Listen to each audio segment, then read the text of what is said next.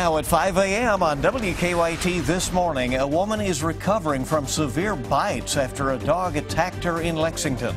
Authorities are investigating after a body was found on the property of a missing Pulaski County man. And a threat at a Franklin County school has led to a student being suspended and charged. Tracking, alerting, protecting.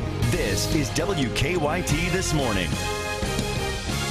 It's Friday. Good morning and welcome to WKYT This Morning. I'm Bill Bryant. And I'm Rebecca Smith, the first Friday of the fall. How about that? And great. First Friday we're going to get some rain, it looks like, in a while. Yeah, you know, we're hearing, Jim, that it could be, you know, kind of all day type of thing, right? It does have the potential to be one of those where you see steady showers through the day, and maybe occasionally you get under a heavier downpour, but the thing about it today is it's steady rainfall showing up. Here's what we have right now on Defender. That is shower activity to our south and east, and it will continue to filter in from that direction, which is a very abnormal setup. But we have an area of low pressure sitting along the coast that continues to feed the moisture back. So watch the general flow of the cloud cover and the showers, and you notice it's all coming from that direction, and it's just going to feed in through the day. Here's the way our planner works down today. We're going to have showers likely pretty much all day long. You will catch a break from time to time. It's not just going to completely wash you out, but then it will fill back in again all day long. Temperature's pretty cool compared to where they should be for this time of year. We'll take a close look at all of it coming up. Okay, see you in a bit. Thank you. We have continuing coverage this morning on a case we're tracking out of Pulaski County. Authorities have discovered a body on the property of a missing man. And later today, deputies tell us that they hope to find out how that man died and also to learn his identity. WKYT's Michelle Chamberlain is at our live desk and has the latest developments in the case. Michelle, good morning. Good morning, Bill. Yeah, today we expect to learn the cause of death of that body found in Pulaski County, and investigators also expect the medical examiner to make a positive identification on the body. Now, the man's body was found on Edward Van Wormer's property on Jones Knob Road in Somerset. Van Wormer's friend reported him missing on the 15th of this month. That's why investigators ended up at his home with a search warrant on Wednesday. Somerset police say they received a tip that foul play could be involved in the disappearance of the 56-year-old. Pulaski County Sheriff's Office tell us they know the body had not been recently put on the property. Deputies say Van Wormer's son, Jediah Van Wormer, and his son's girlfriend, Amanda Braddock, lived in the home with Van Wormer at the time of his disappearance. As the two are suspects in Van Wormer's disappearance, investigators found them in North Carolina yesterday morning, arresting them for tampering with physical evidence. Now, the two are being held in Richmond County, North Carolina, but we're told they will be extradited back here to answer to the charges. At the live desk, Michelle Chamberlain, WKYT. Well, a jury has convicted a former Lexington firefighter on all charges involved in a hit-and-run case. The jury found Jared McCargo guilty on 6 counts, including assault and DUI. Police say McCargo backed into the beer trap last September, hitting National Guardsman Noel Espino. Espino lost his left leg in the crash. The jury recommended 10 years in prison. Well, we are learning more this morning about a threat at a Franklin County high school. A student has now been charged and suspended for writing racial slurs and threats of violence in bathrooms at the school. WKYT's Mark Barber is joining us live from Frankfort this morning with a look at where this case moves next. Mark, good morning. Good morning, Bill. School leaders say that they were appalled when those racial slurs started appearing on bathroom stalls here at the Franklin County High School last week. But they say when those hateful messages turned into messages threatening the school, the safety of students and staff here, they took action immediately. Parents were notified by a one-call system. Parents were also warned about the threat on Facebook and Twitter. Now, we're told that school administrators worked to quickly track the student down who was behind the threatening message.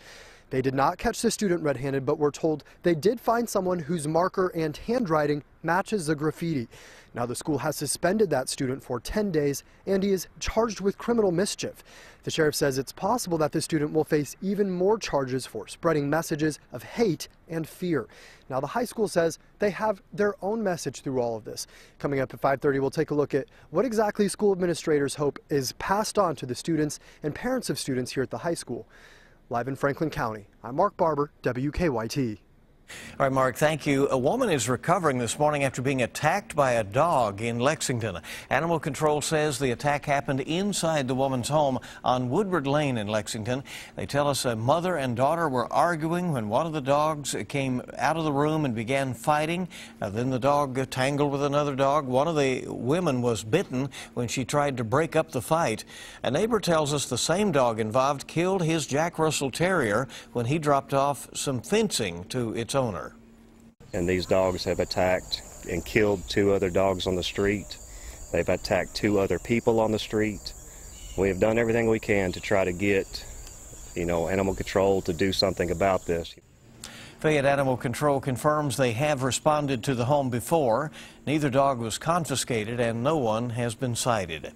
An 8-year-old in Lexington is also suffering from a dog bite. The child was walking home from school on Lindwall Road when that happened. We're told the boy's pit bull ran toward him, scaring the child and causing him to run off. That's when the dog chased him down and bit him on the leg. Animal Control checked to see if the dog had his shots and also talked with the owner. Well, new this morning, the Franklin County School Board will ask for the public's help before putting up posters that say, "In God We Trust," in local schools. The State Journal reports the board talked about a community member's request to allow teachers to hang the posters in classrooms. The board didn't take a vote this week. It's still unclear when they will take up the request again. Now, this comes just as deputies in Laurel County are putting decals bearing the saying on police cruisers. They say it's in memory of State Trooper Cameron Ponder, who died in the line of duty last week. Also in Franklin County, lawyers for the alleged leader of a bourbon theft ring want to know who exactly tipped off to investigators. The State Journal reports Gilbert Kurtzinger's lawyer filed a motion requesting the information.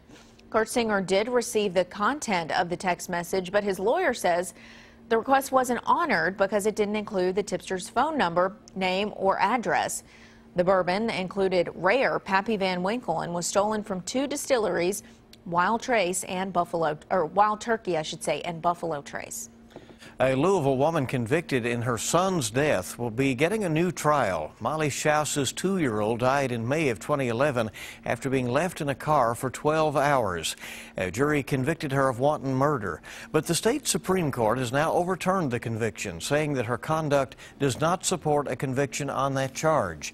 Instead, the justices said a law passed in 2000 that created a new type of second-degree manslaughter should apply in the case.